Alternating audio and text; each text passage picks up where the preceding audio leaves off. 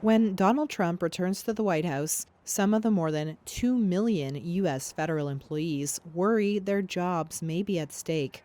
The incoming president has tapped billionaire Elon Musk Take over, Elon. Just take over. to help lead what he's called a new Department of Government Efficiency to cut costs and likely lay off federal workers.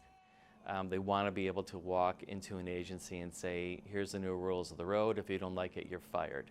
Steve Lenkart is the executive director of the National Federation of Federal Employees, which represents more than 100,000 workers. He says Trump could revive a plan to convert some federal employees to Schedule F status, which strips them of job protections.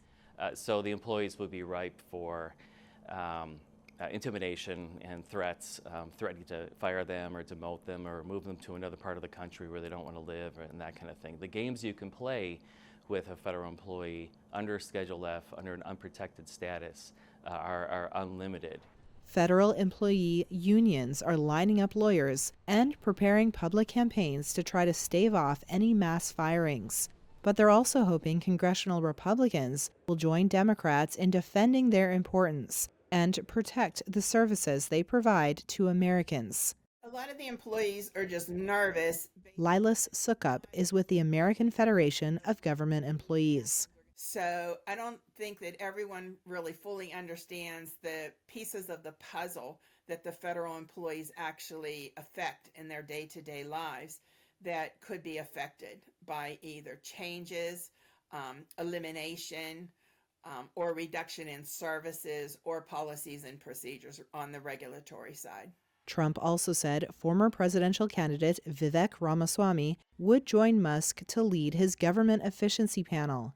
Ramaswamy recently proposed cutting 50% of the federal workforce by firing everyone whose Social Security number ends in an odd number. But Lenkart says it's still unclear how much power Ramaswamy and the world's richest man will have, because it's Congress that ultimately controls the purse strings. A president isn't a king, or at least it's not supposed to be in this country, and that you're going to run against constitutional issues, you're going to run up against the law, you're going to run up against mandates of Congress. Congress is the only authority that's able to release money from the Treasury, and they have the right to oversee how that money is used by the executive branch.